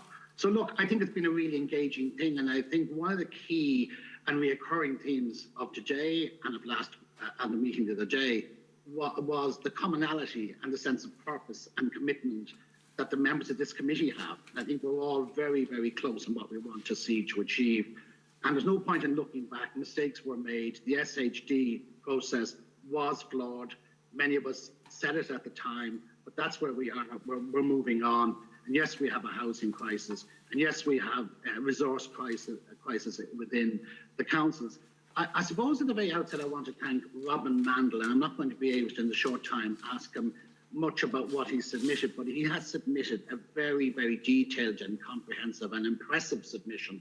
And it's certainly something I think as a committee we will be drawing on and certainly trying to incorporate into our deliberations going forward. And I want to acknowledge that to Robin. But more importantly, I want to acknowledge the brave and the courageous citizens that put their money where their mouth was, that took judicial reviews, that were forced into a situation where there was no appeal process. One of the greatest insults, one of the greatest flaws in this process was that the citizens, the people that Mary Conway talked about earlier on, and I have to say I'm very impressed with all the contributions from the CCMA, both here and through our own ongoing discussions in the last few weeks, and that constant reoccurring theme about public participation and the feeling of, as Robin talked about, alienation. I can tell you city and county councillors felt alienated from the planning process. I can tell you that our office members felt alienated from the planning process. We saw their names appearing on various appeals and litigation. That's the reality of it. People were frustrated. So I think we all want to go forward. Just one or two questions. To the CCMA, they mentioned the significance about the additional information. I share your concern, so I'm not going to ask you a question there. I believe you're on the money. You're spot on. We need to revisit this. We cannot allow this to be closed down. It's a really important process. I use an expression, and I didn't mean it in a derogatory way, but I suggested that in some way it can put manners on people. It can send people back to the drawing board and say, look, we need more information, we need clarification, we need additional information to determine your application rather than refuse it. I was particularly interested in CCMA's suggestion of introducing a fee and you were recommending that, and that shocked me slightly. And I want to hear from the construction industry because I'm not too sure, and I want you to explain and justify the rationale for that request. I want you also to confirm the level of discussions you've had about this introduction of this fee with the department, because I think that's really, really important. And the other question I want to ask for the CCMA, and I'm particularly close to elected city and county councillors, and this is an issue they're raising with me, and it is the statutory meeting that you have in your councils in relation to an application under the old SHD process. And I think it's important that we have the local knowledge and the input of our elected representatives. So I'd ask you to talk about that. And are you supportive, and I hope you are, but I'd like to hear you say that today, you're supportive about the retention of these statutory meetings and engagement with your elected members, because I think that's important. It's an open process, it's a transparent process, it's one that's recorded. And again, going back to Tom Barland and the construction industry, I'd like to hear your views in terms of the CMA's suggestion of a fee for pre-planning meetings. Many thanks.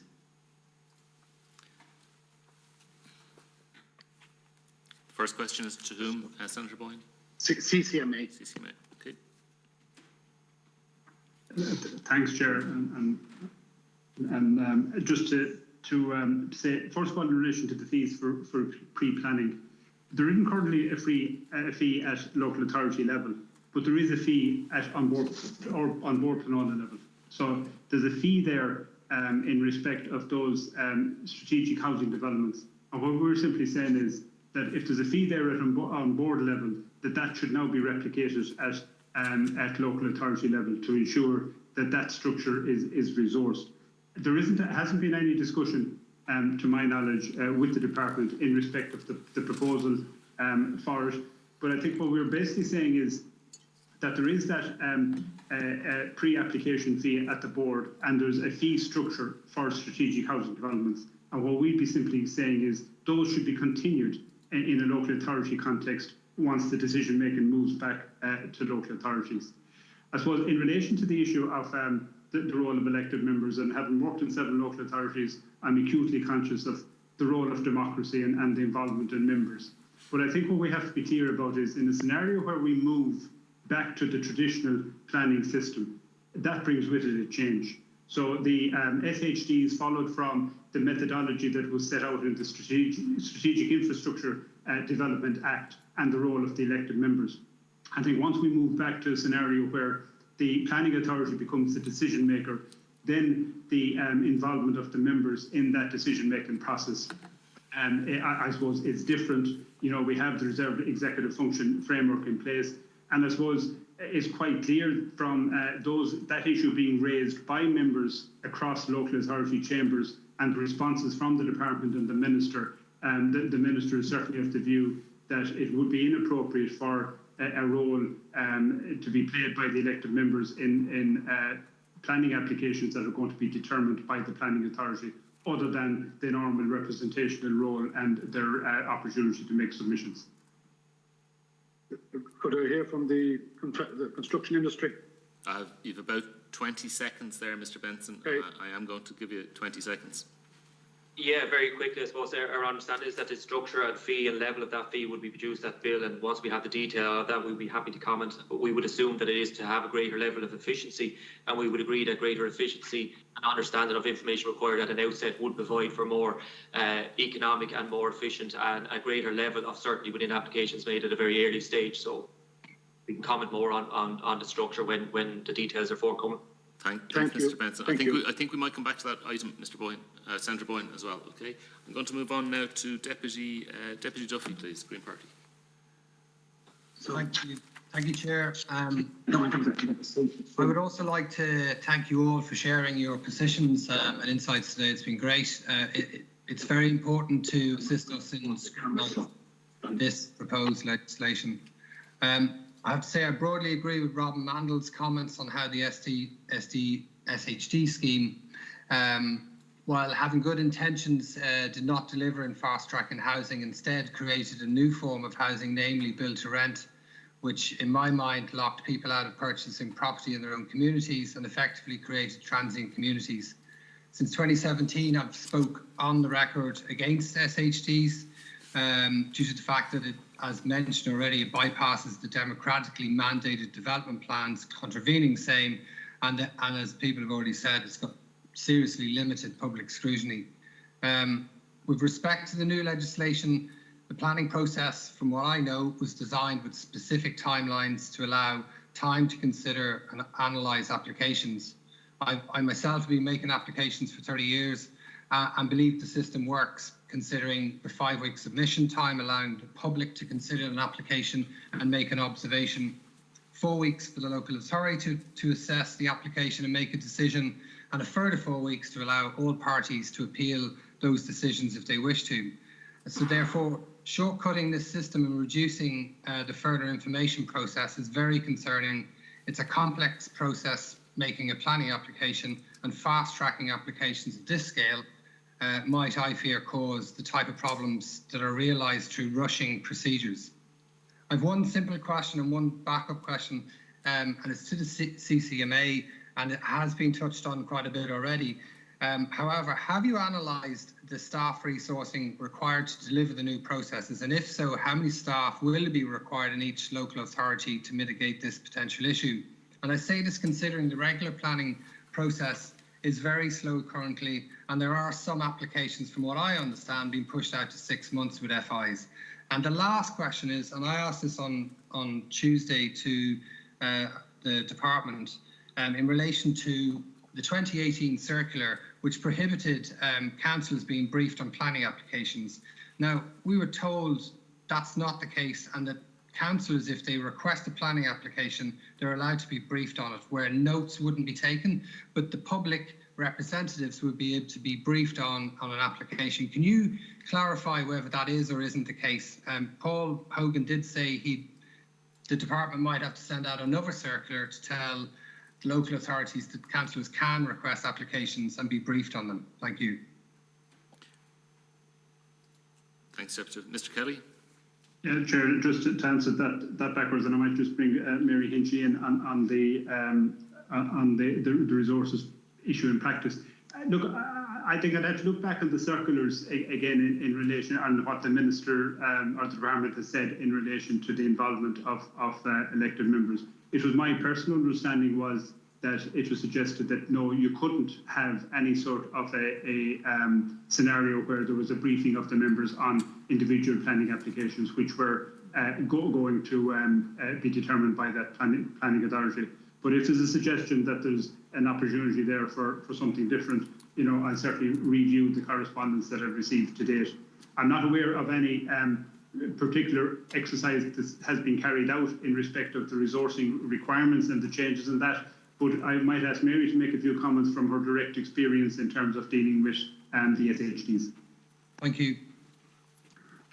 Members, just on the matter of resources, while we don't have a detailed breakdown in terms of additional resources required from just a review of the heads and a knowledge of the working of the SHD process to date, it is clear that there's going to be additional requirements in local authorities around administration and the administration of the process itself, where there's significant aspects now being brought to the local authority, will be the responsibility of the local authority rather than either the applicant or the board.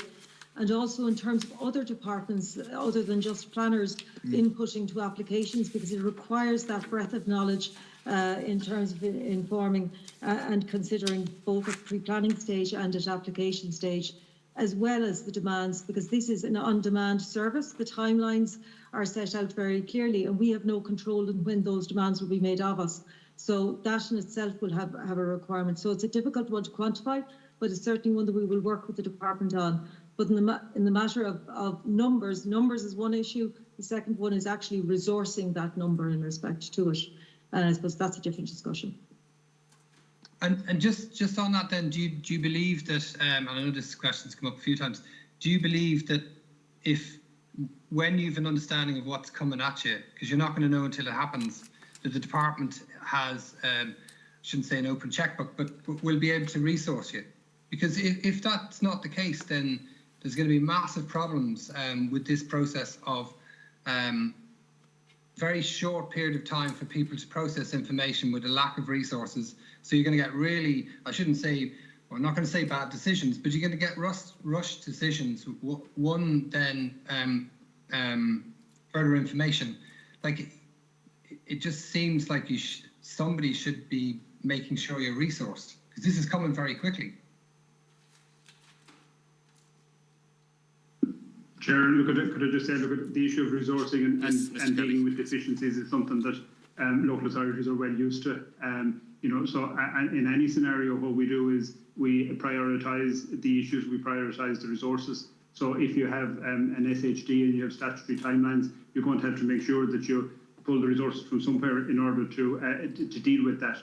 And I suppose what we're saying in a broader context then, what we need to ensure is that we have sufficient resources that supports the entire planning system, so that all aspects, your forward planning, your development management and your enforcement are all working together hand in hand. And just to say, I suppose the phraseology that was used in respect of the role of the elected members was a recognition that elected members may be informed by planning staff of factual matters relating to particular planning applications. This information is intended to facilitate councillors who wish to make substantive comments on the planning applications themselves, but it was limited to clarification of factual matters in respect to the planning application. Thanks for that clarification. Thank you very much. Thank you. I'm going to move on now, and it's the last slot in this round, and it's Fine Gael. I think is it Senator Cummins or Deputy Higgins going to take this or share this slot? Chair, I think there's a few other members that are looking to get in. I'll cede my time there. I can see Senator Boyan is looking to get in. Yeah. So we've gone through all the members now, and we're into kind of the open session now. We have 19 minutes left. There's Deputy O'Brien, there's myself, and there's Senator Boyan. So if I go I don't know if anybody else wishes to come in. They could raise a hand. So I'll go first then to Deputy O'Brien. Deputy O'Brien, if you could stick to the 5 minutes, it would be great. Thank you. Absolutely, Chair. I may take even less. So, I mean, I just want to come back to James in the Construction Industry Federation. Nowhere in your detailed submission do you mention the very specific issue which I raised, which was the particularly low level of commencements for SHD developments. You do talk about overall increasement of commencements of all residential stock. And it's surprising to me because you rightly spend a considerable amount of time of your submission on the impact of judicial reviews. That is entirely legitimate. But in fact, far more units are currently delayed in the process because of delays in commencements. Now, I fully understand that I spend a fair amount of time on construction sites with many of your members. There's a whole series of reasons. They're assembling finance, they're doing site surveying work, etc. But I don't think it's credible to suggest that 90% or 86% of units and 64% of schemes can't commence because of viability issues. That would suggest that your sector is even more likely to take risks than we thought they were. Some of these permissions, by the way, date back from the very early stages. I'm looking at a recent report from Dublin City Council to its elected members. There are SHD grants from 2018 and early 2019 that haven't commenced. So I suppose what I'm asking you is, I accept viability as an issue, right? I accept assembling finance and site servicing as an issue. But are you seriously telling us in the committee that there is nobody out there who has an SHD permission who's not also slowing down the delivery as part of a market strategy to constrain supply and keep prices high? Because I'm strongly of the view that is an element in the mix, which is one of the reasons why SHDs have been so slow to commence. And in fact, in the same way that you rightly say that there should be clear statutory guidelines for pre-planning, post-planning, and the board, and I agree with that, maybe we need to introduce some strict planning timelines as to when commencement should take place. And applicants who get grants should have to justify if they can't comply with those, because that might help as well. And just to the CCMA, I'd really like, Kevin, if you could, or one of your members, maybe to tease out just a little bit more your concerns around Head 8, paragraph 33.2, around what seems to be an attempt to restrict requests for additional information in the general scheme. I share your concern, and maybe just tease me through a little bit more detail what your concerns are.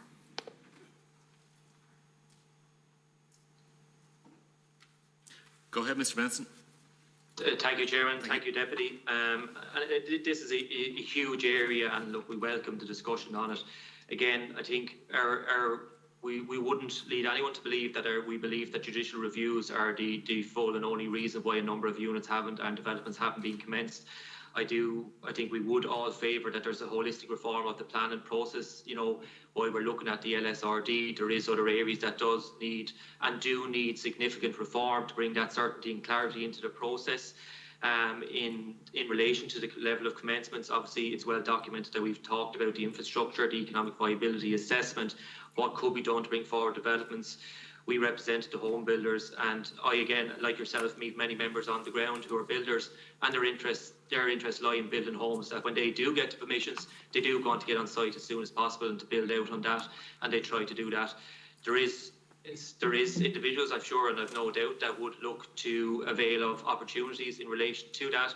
But again, the vacant site tax that's currently in place is there for that very reason, that you wouldn't have any aspect of land hoarding, and with, I suppose, is equally contained within the Housing for All plan. Other initiatives and schemes that are being proposed that would help to increase the supply of land in a timely fashion. Maybe just, I think there was a second question, Deputy, that you had raised. I suppose, sorry, just to refer to that, not just the referrals, I suppose it is, we do need to all be cognizant that it's not just the judicial reviews. There is a high level of applications that are currently going through the process, that some 67,000 that have potential that they might not commence because of the referrals to the European Court of Justice. And again, they're fully legitimate and there is reasons why they have been referred, but the reality is the impact will be uncertainty that will follow those, because we will be waiting 18 months for a decision to be made on the back of those. Unfortunately, it doesn't just lie with the 67,000 applications currently going through the various stages of the process. It also lies with those projects that will now not be submitted and potentially can come forward until greater certainty is known around those potential projects. Thank you, Chair. Thank you, Mr. Benson. Deputy Broom, we're just on 5 minutes there, so I'm going to move on. And sorry, I'm going to take the next slot myself. It's back to fees again. A fee for pre-planning per meeting or per process, because it's my view that planning fees come nowhere near meeting the level of time and professionalism of the local authority planners up and down the country. CCMA on that, maybe? I think, Chair, we'd be open to discussion on that. It could be either, but even to have a fee for a pre-planning service would be something that isn't currently there at the moment. And I think, as planning authorities, then we have to ensure that the developers are using that effectively and coming in with the information. I think the figures are quite clear in terms of the fact that the current fee structure of planning doesn't only covers a small percentage of the actual cost of delivering the service. I think the entire fee system for planning needs to be looked at. The area members meeting with local councillors was one of the positive things about SHDs, where the local authority planners would come to county council or municipal district level and present the plan, and I think that was very helpful for councillors. And also then to feed in the submission that would be made then by the chief executive or the planners to An Bord Pleanála. That was one of the positives. Another positive on the SHDs was the websites that often accompanied many of these applications were of quite good quality and often much easier to navigate than local authority planning websites under normal Section 34 applications. Do you think that's something that should continue under the LSRD in those websites? Should be part of it as well? My own opinion, Chair, is that there's a merit in people understanding where the application is going to be. And so rather than having a separate website for some developments, my own view is that at least there's a certainty there, and I know websites have improved quite a bit, and that should improve further with e-planning and so forth. But I think there's a certainty there for people to know where to go when they want to see what developments are taking place in their locality. And I'd be advocating just using the standard website for normal Section 34s. Okay, we'll take that on board. And we did ask for the department to clarify by circular about the area meetings and planning files. One last question then, and this is on the further information requests. This is in Head 6, I think, is it, or Head 8? That limiting may increase refusals. Actually, I think that's in your open submission, Mr. Kelly.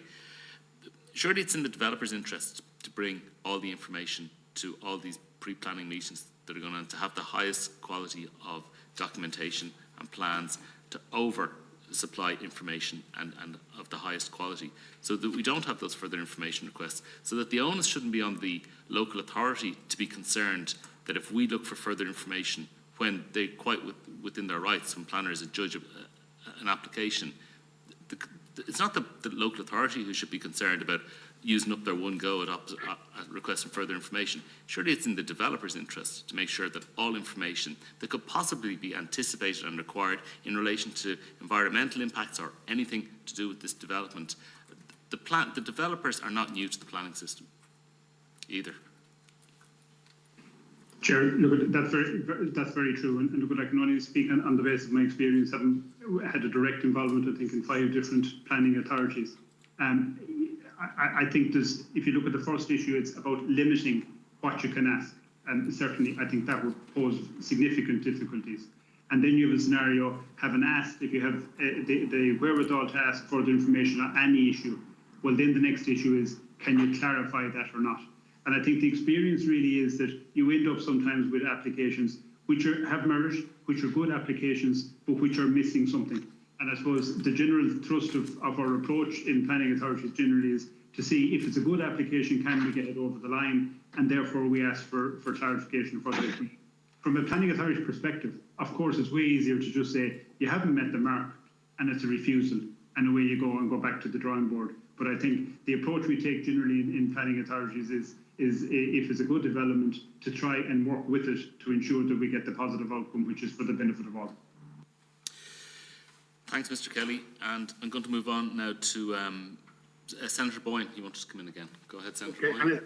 And it's just one question really, and I want to focus on this. And I asked you earlier because and this is directed just to the CCMA members.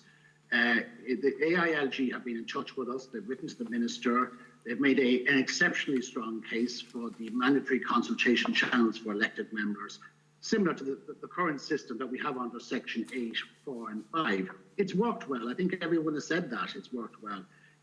We talk about subsidiarity in planning. We talk about engagement. But particularly, it's important. These are elected members. It's their development plan. They're guardians of their own development plan, as are the planners and the executive. So I'd like to go away today, because having told them, I made them listening into this webcast. Their expectation is that they would have support, and I'd like, despite what Kevin has said about what the Minister said or the Department said, we ultimately will be making a report. This is a pre-legislative scrutiny process of legislation to come before the Houses of the Oireachtas. And I'd like to hear from the CCMA members participating here today. Are they supportive? One, do they recognise and acknowledge the benefits of this engagement, these meetings? And two, will they actively support their retention going forward in the LSRD process? And as I say, I'd like a positive response. I think that's what the elected members in the city and the counties are expecting to hear. Thanks. Thanks, Senator, and thanks for your good wishes earlier. You're certainly putting it up to me. I suppose, in respect of that, look, we fully acknowledge the role of elected members. And I think as a practitioner, the bit that I would have to be clear about is, how does the role of the elected member intertwine with the reserved and executive function framework? I think what we've had under the SHDs and SIDs is a different kettle of fish. So once these go back into your normal, almost normal planning regime, it's the same as every other planning application. So look, the most I could say is that if there was a willingness on the department to make a change in that regard, or indeed from yourselves as the committee, we'd be happy to discuss that further with the AILG. Dunleary or Dublin City, have they a view? Thank you, Senator. I'm happy to come in to say, in terms of the, I suppose, in respect to what Kevin described and the difference between the SHD application and the standard Section 34 application, is that in the SHD application, all we're doing is taking the comments of the members and sending them to the board, who are the decision makers. So we're not actually assessing or reviewing or considering yours. In the case of this new type of application, we'd be asked to both gather it and consider it. It's a very different bar of what you're asking of us. And the other matter I would say is that in terms of just full transparency, the ability of the members is not being taken away to put in writing their concerns to the local authority, and for the local authority to have regard to those issues that are raised. Thanks. Thanks, Ms. Henchy. Deputy Duffy, you can have a minute or two there if you want to come in. Thanks. And it's just back onto that. Like, for me, when I was a councillor, there was a process where the planners would come in and they'd go through a planning application and they'd answer questions that we'd have, and nothing was noted. But it informed me and the other councillors of what that planning application was, and then they can go back to their constituents and talk about it with a proper informed reality of what that application is, because planners understand it better. because that's what they do. Whereas it was a void. There was a void after 2018 where, unless you knew what you were looking for, it was very difficult to understand the way the planners would describe it briefly to you and what it's about and why it's doing what. That's gone, and I was concerned with that. But Paul Hogan did say that that is still available, but he's going to confirm it, I hope. Thanks, Deputy Duffy. And I think it is an important point because it's not the board who's going to be judging these LSRDs. It's going to be, well, they may eventually in case of appeal, but it's going to be the local authority in the first instance, the executive planner who would be given that, who would normally be given that presentation to councillors. So I kind of understand, and I think it is something we need to seek clarity and a circular from the department on, so that there's full standardisation across all local authorities, that there hasn't been sort of legacy ways of doing things, so to ensure complete fairness across the entire system. Members, we've reached the end of our time there, and I want to thank the Dublin Democratic Planning Alliance for their attendance, Mr. Mandel, Ms. Cashman, Mr. Kenny and Mr. Vecnan, and the Irish Planning Institute, Dr. Norton, Dr. Conor Norton, Construction Industry Federation, Mr. James Benson, Mr. Tom Harlan, and also from the County and City, Senator Boyne, just on mute there for a moment, from the County and City Managers Association, Ms. Conway, Mr. Rainey, Ms. Henchy and Mr. Kelly. And I think we'd all join in Senator Boyne in wishing you all in Mayo the best of luck on the Sunday. That's a long time waiting for that. Just to let you know, the way we go from here is that the committee will write a report now, pre-legislative scrutiny report, and we'll take on board recommendations, some recommendations that you made in your written submissions and some that we've learned from you today from the questions and answers sessions and also from the department on Tuesday. And we'll submit that report to the department, and they'll consider that report in publishing this bill. And you'll all be sent or made aware, sent a copy of that report when the committee has agreed that report and what amendments are to go into it. So thank you, everybody, and I'm going to adjourn until Tuesday, the 14th of September at 11 a.m. Thank you very much. Thank you.